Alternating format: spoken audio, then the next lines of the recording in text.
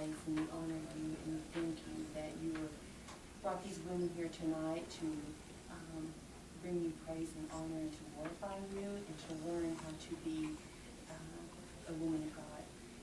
Thank you for Ian and her heart for you and her desire to teach us.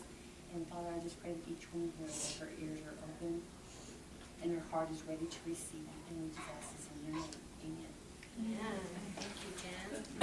So, I am an answer. Jesus is a solution. You guys are my guinea pig project. This is the very first time that I'm stepping out like this, so y'all get to be the guinea pig. Sorry. But part one is a world at war. When I talk about being a mighty woman of God, I think when I began to think about it, I began to see that I was blind and am blind still to a lot of things in this world.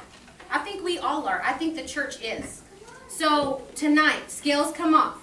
What are some issues that plague our world today and what frightens you most about today's world? So what are some issues? Tell me some stuff tonight. The election. The election, yes, definitely. Political divide, right? That's a little bit scary. Who's going to run our country, right? What else? Human trafficking. Human trafficking.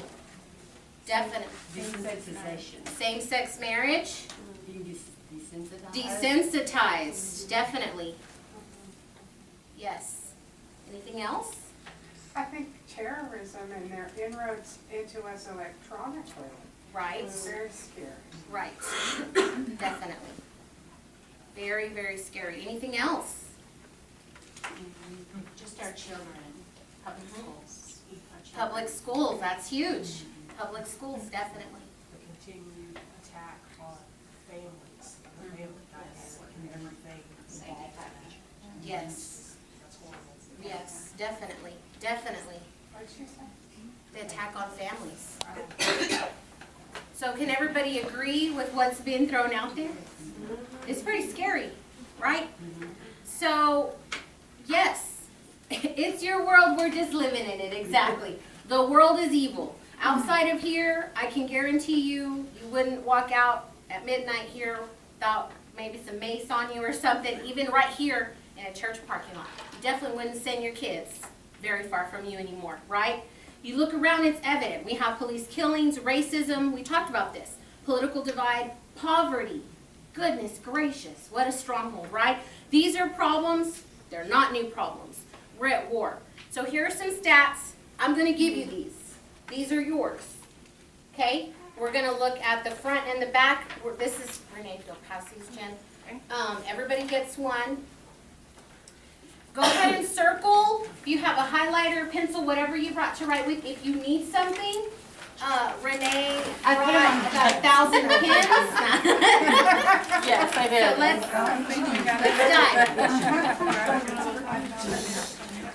dive. So we're going to be on the one with 4. We're going across.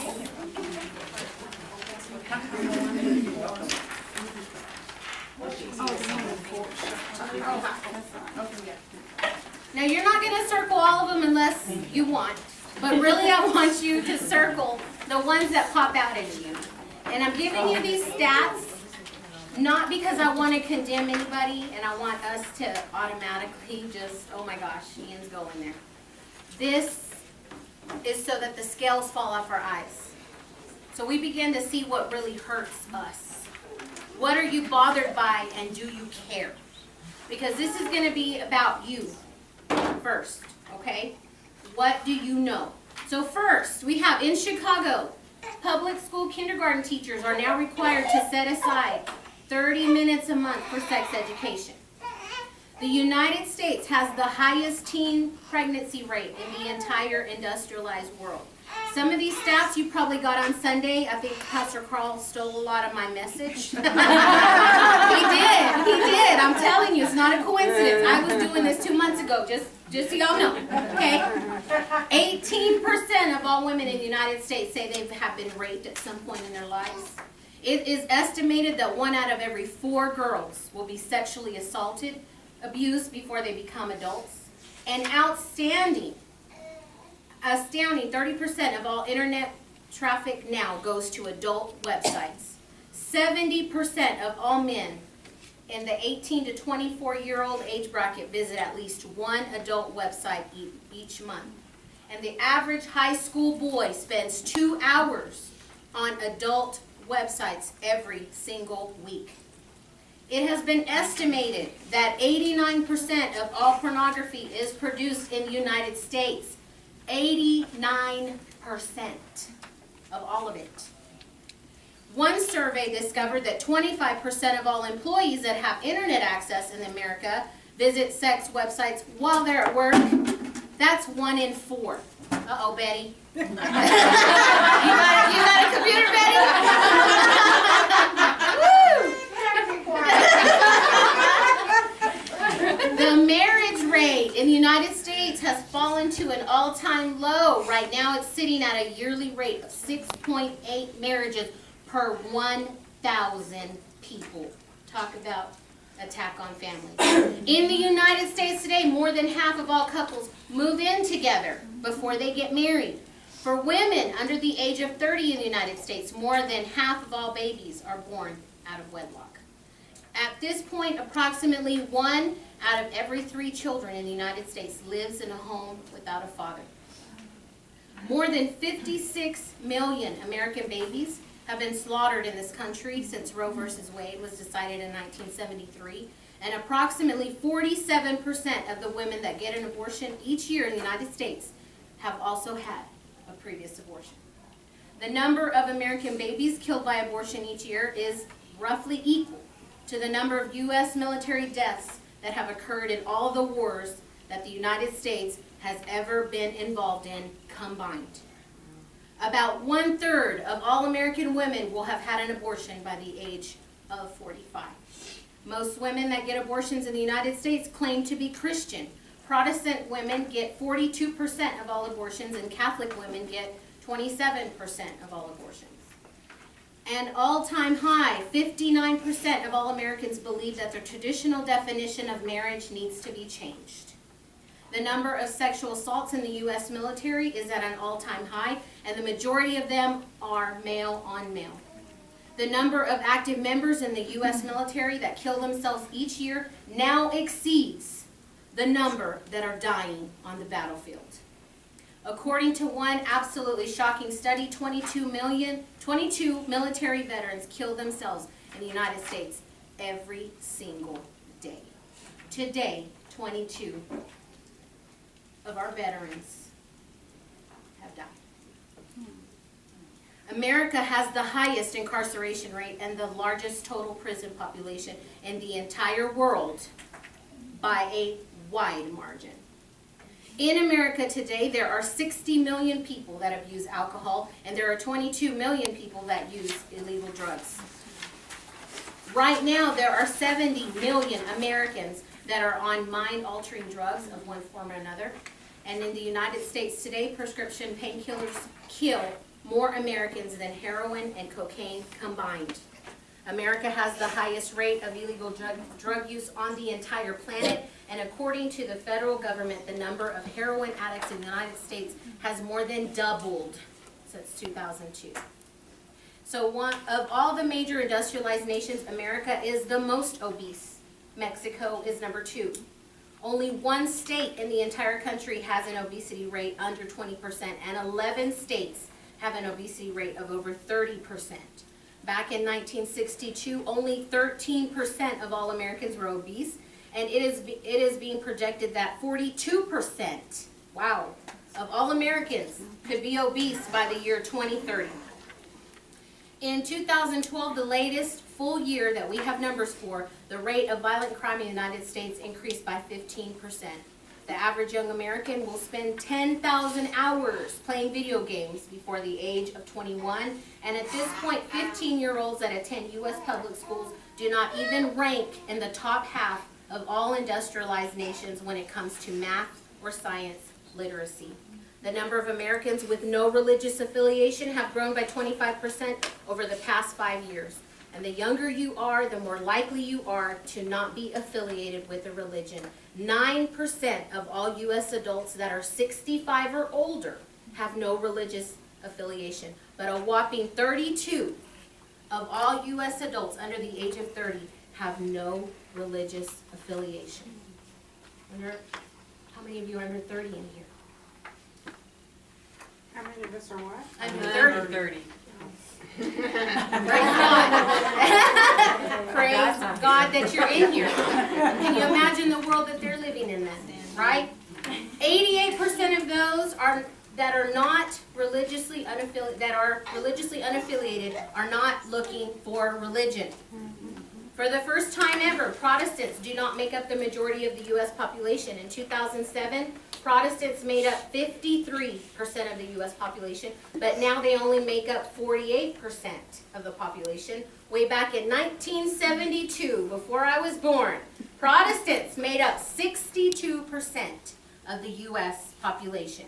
51% of all U.S. adults believe that churches and other religious organizations are too concerned with money and power, and 66% of all U.S. adults believe that religion is lost in its influence on American life. A study conducted by the Barna Group discovered that nearly 60% of all Christians from 15 years of age to 29 years of age are no longer actively involved in church. And according to Lifeway research, 46% of all Americans never even think about whether they will go to heaven or not. That's a little less than half of some random bump in you may have at the store. They would probably not even think about it. Right? Is this our world? And I give you these stats because I want you to care. Because there are some things and some people in your life that resonated for you. And so that's what it is. We have to wake up. Do you see the urgency now? There is an urgency. We don't have time anymore to wait. Because all this does is get worse. And these are just stats. We're not even talking about people. We're not even talking about Lubbock. We're not even talking about Trinity Church. We're talking about the entire U.S. And this is what it looks like. So the scales have to come off. So we live in a fast-paced world with everyone walking through life on their phones or in front of their computer. We paint perfect pictures of what kind of life we want everyone else to think we have, with no real connections, because we don't want to be vulnerable with people. We have a hard time doing the face-to-face. You ask a younger person, a high school, a tech person, the face-to-face is hard, right? The world is changing fast. We talked about it. Same-sex marriage, a sex sells mentality. You can't even turn on regular TV anymore and have kids in the room, okay? Drinking and drugs, everybody's doing it. I mean, goodness, if you're not smoking weed by now, you need to be doing it, right? Somewhere. This is the way our world is thinking. TV, music, movies, it's just be you. You only live once, right? Money rules the world. And Christianity now has to give its stance on so many issues that plague our society. But what do we say? So, do we as a society feel remorse? We give this beauty pageant response of world peace, but with no effort to have it in our own lives. We really don't. We have a generation coming up that is desensitized to those who are suffering. They know nothing about human trafficking. That's somewhere else. World hunger, I'm not hungry. Bullying, it's just the way it is, right? Dog eat dog world, right? It's the way it is. We have so many of our own problems that the enemy has us distracted and stuck. We can't see past our own stuff. We really can't. To see the suffering around us. And I'm talking about the church. And we're raising children in this society.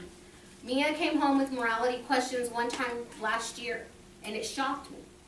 The people who did a survey just in one class that she had in English, that shocked the professor. He had to really talk to them about his morality question is, if you saw an elderly person getting beat up, what would you do? A lot of them don't know what to do, so they walk away. They do nothing. They don't tell anybody. They don't do, and it was shocking to me. I said, where are we at? This is children we're raising in a society that one day if something's happening to me and I'm an elderly person, they're not going to know what to do and they're not going to come and help. This is what we're raising. These are our children and they're screaming for us to help. Pop culture versus the church.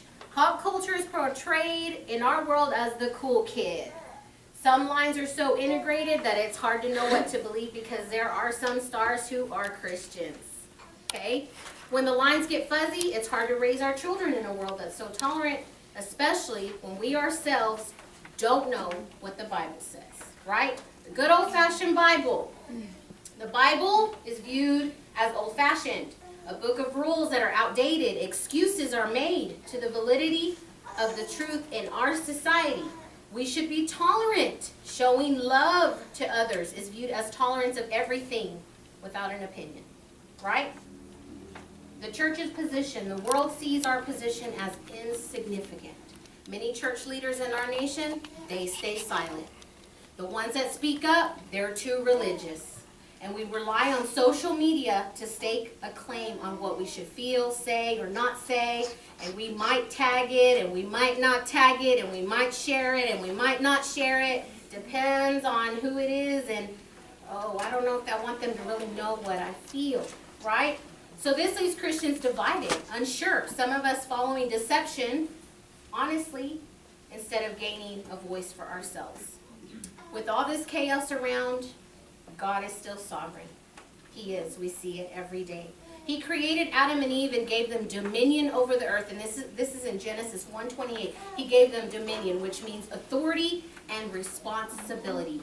So we have that authority and that responsibility. We have it. He entrusted it to us. We need to walk with this assurance. No matter how much the enemy tries to defeat the church, we are victorious in Christ. His name is victory. He came and he died for that reason. So why me? This mission became urgent for me as I looked around in my own life, as I looked at the lives of my children and those that I'm entrusted to raise first off, right? I'm only a small town lady, honestly an insignificant piece of dust. Have y'all seen Seinfeld? That's what it is, Costanza, insignificant. That's the way I felt. Who am I to be standing up here giving any kind of stats about what our world looks like? Why? Because I care. And because I know you do too. And I'm ready for the church to wake up. So I've been given a platform to truly help wrestle with what it looks like to be a woman of God in this generation, right now, today, right where we are. And if only given one chance, what would I say? I want to equip this generation of women to see, all of you to see, hear me. You are an answer. You are. You really, really are. You're perfectly placed. And Jesus is a solution. You're not the answer and the solution. We can't be. But with him, he is our solution. I want to be an answer. I want to be an answer in my marriage, in my family, in my neighborhood, in my church, at my job. And that's the thing. I know you do too. I hear you. I hear your prayers. I know what you're struggling with. Some of you could barely make it here. You got some stuff going on, and you're barely buying what I'm saying to you. But I promise you, you are an answer. You are. So we're going to be looking at King David. We're going to look at his life, because God chose this shepherd boy to be king, and this wasn't the last time he was going to do this. So there are things that David had to learn and accept as a shepherd that would not only help him on his destiny to become king, but also to defeat Goliath and to overcome heartache and extremely difficult times in his life. So immediately when David enters the story in Samuel 16, he is unknowingly anointed as king. And we're going to learn more about David next week. You're going to read about him kind of in a homework that you'll have a little bit for the week, just reading Samuel 16 to find out who David was. But he is the appointed hero of the story we're going to read today, and everybody knows it. It's the war between him and Goliath. So this is not the last battle David's going to fight, it's only the first. So let's open our Bibles to 1 Samuel 17, 3 through 11.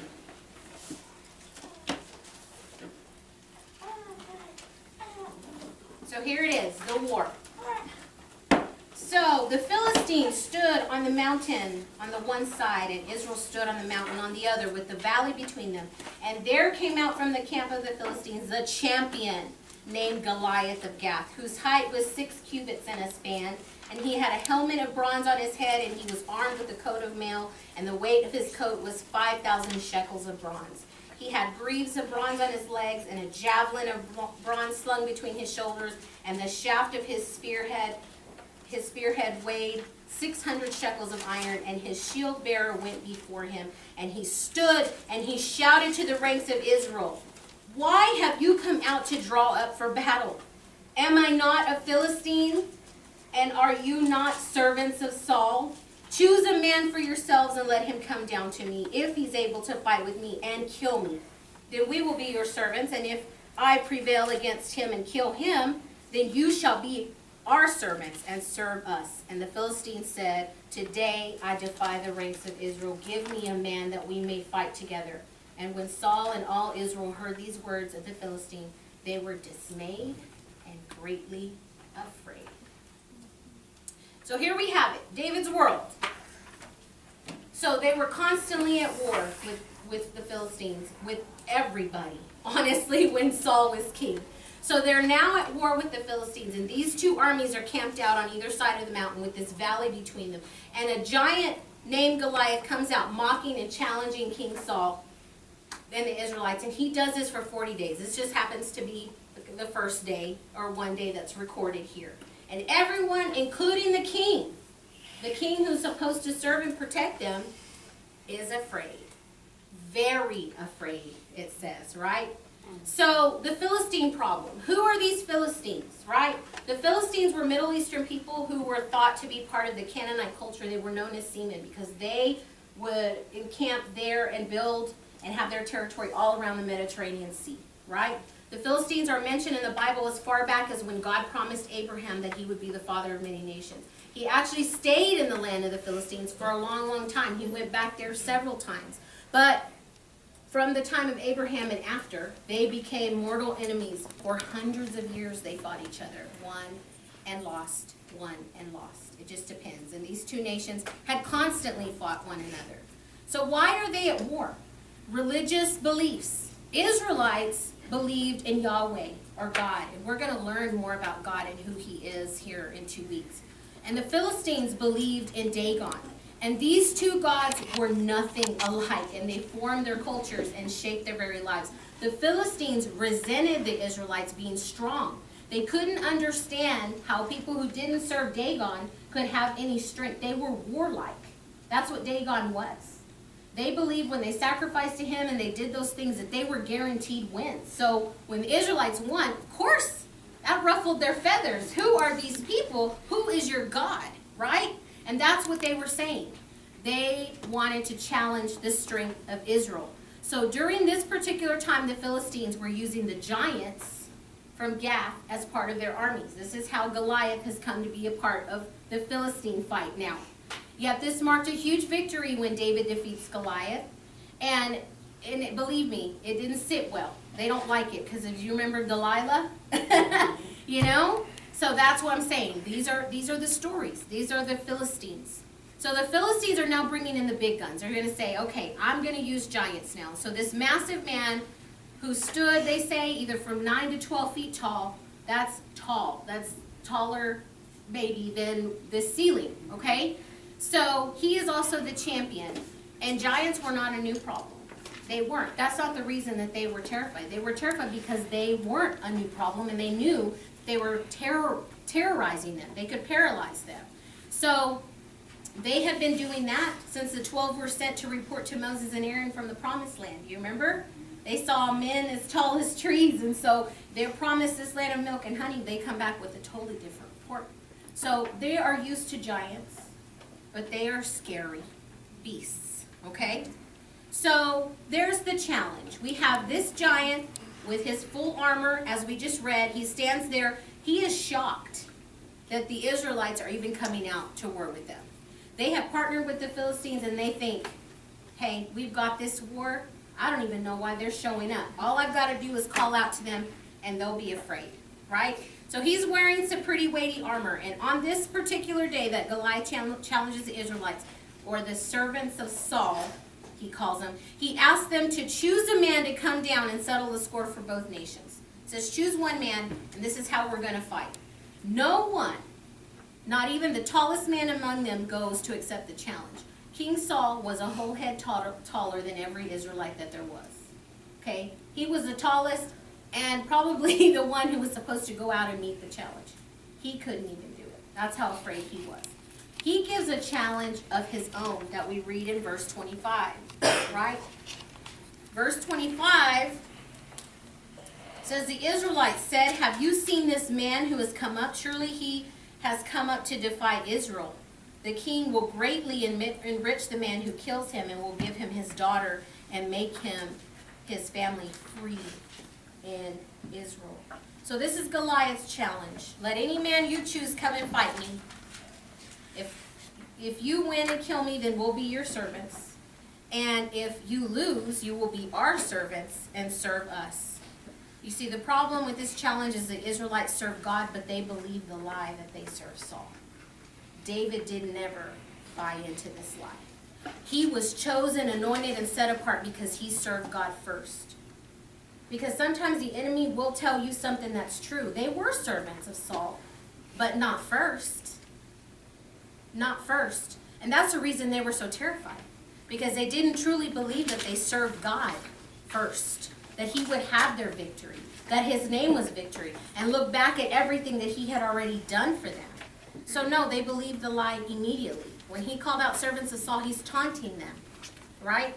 So by David accepting the offer of the opponent, he also accepts the offer of the king if there's victory. So when he wins, he'll receive the promise. And this is the same for us. That when we accept the challenge of the enemy, when we decide to confront our giants, then we accept the offer of victory. And God's promises are never void. They never are. They're yes and amen. So when we decide to conquer the enemy that is trying to destroy our family, our destiny, our nation, when we decide to face the giants that come at us, and they look like worthy opponents, because I know some of you. I have prayed for some of you this week. I know what your life looks like right now. It looks like shambles. You're saying, Ian, but I'm facing a giant, and you have no idea what I'm going through. You know what? I don't, but God does. He does. And it may look like a worthy opponent, but he's not. Okay? Our God is bigger. So we only need to accept the challenge and get ready for the promise of victory. That's what we need to do. So when we face some huge obstacle, and we will when we're trying to be set apart and live for Christ, many times our enemy comes at us as a giant with his full armor on, calling out on the other side of the mountain, mocking our God. And sometimes these battles are raging in our own lives and in our own homes. I know they are. And as soon as you start stepping out and trying to do something for God, it feels like everything becomes unraveled and unglued. And you're like, why am I even serving? But I promise you, God has a plan in this. But we need to have faith and trust our God is bigger than any giant we're facing today. God is still on the throne no matter who the president is and who it'll be in November, no matter what laws are put into place, no matter what changes happen there, no matter what we choose to do with the lives that he's given us. What we do doesn't change who he is. It never will, but it changes us. We are the hands and feet of Christ, and we make the difference in our families and in our world. That is how you're an answer. That the scales fall off your eyes today and you see what really matters. And do you care that this is happening? And do you want to take back your families? Do you want to take back your destiny for God? No giant can stand in the way of that. Okay? So this is your journey to answer your call. And my hope is in the next few weeks together, you will become an answer to this generation that so desperately needs a church to rise up, but also that you become an answer to what plagues your life as we point to Jesus. We cannot do it alone. David did not go out there alone. We're going to learn all about what David did. Okay, he didn't go out there alone. And it's time for us to be radical and scandalous in our pursuit of Christ. Where do we look to give an answer about what we believe? Because you're like, Ian, that's fine. But we talked about a lot of stuff that's plaguing our world today. It's pretty messed up when we leave this room. We deal with a lot of things. I mean, look on social media. I could pull it up now. We could see about 50,000 things that are going wrong in the world, right? So we cannot fully trust in man, and that includes any man. That includes any pastor that's on a pulpit. That includes me up here. We can't. We can only trust in God. And he lays it out in the Bible, and he still speaks to us. And I guarantee you in 2 weeks, you do not want to miss what God has to say, okay? So our world doesn't need our opinion. The world needs the truth, and God is the measure of truth. We only give a version of it, but he is the truth, the whole truth, and nothing but the truth. We can swear on the Bible when we go to court. We're only giving our account. God is giving the truth, okay? So make sure our truth lines up with God's truth. No matter what the laws in our land say, we have to have it line up with God's truth. No matter what our opinion is, we have to line it up with God's truth. We have to love people enough to share God's truth. We have to.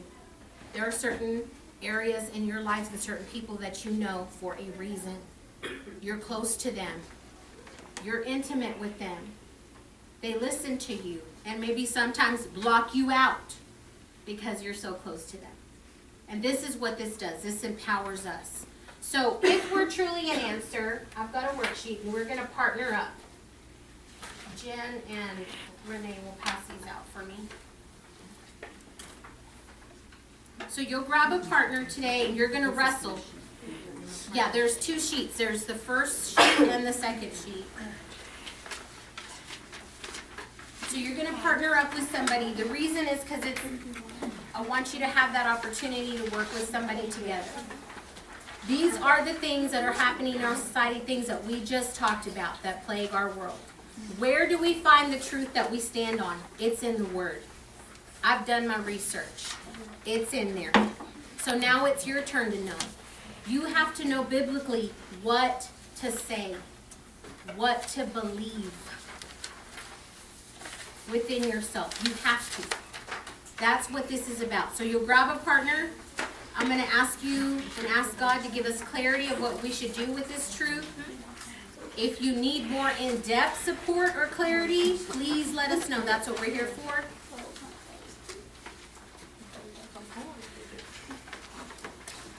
If somebody didn't come with the Bible, get a partner with the Bible. Because you'll need the Word.